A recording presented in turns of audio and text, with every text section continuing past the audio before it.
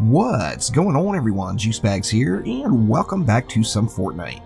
Now, the Survive the Storm or Into the Storm event ends on May 1st, so prior to May 1st, make sure you complete that Into the Storm quest line, get yourself the choice of one of the 3 legendary weapons, and lots of tickets, plus the choice of one of the event heroes of your choosing.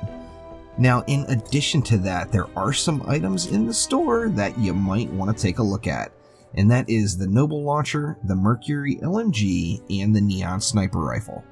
Now, all 3 of these have the downside of their dealing energy damage. So once you get to the point where you're seeing lots of elemental enemies, these weapons are automatically going to be doing reduced damage versus the proper counter for that element.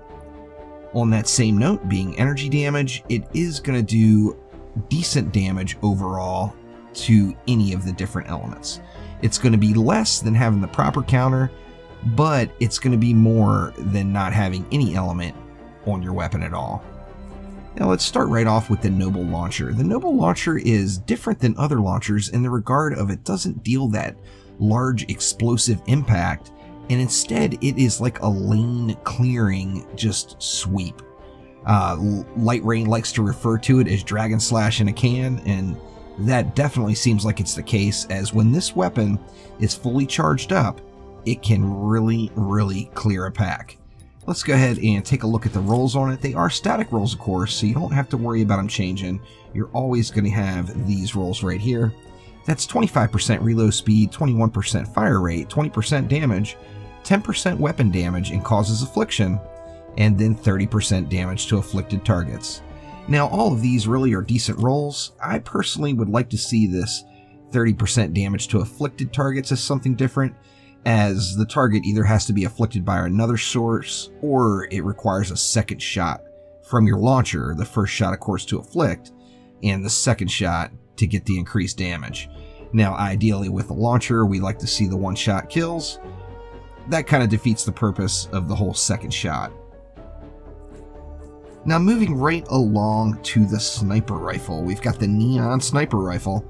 It's got 45% crit damage, 15% damage, 50% magazine size, 26.7% headshot damage, and getting 5 headshots in a row increases range damage by 30% for 10 seconds. Now, this getting 5 headshots in a row, I love getting this roll on a faster firing, fully automatic assault rifle. However, with a sniper rifle, it's going to take you a little bit longer just to get the 5 shots off, which means it's going to take you a little bit longer before you're getting that additional 30% damage.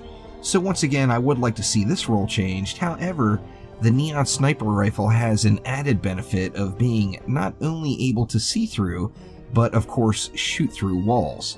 So you can pick your targets on the other side of a wall and go ham on them.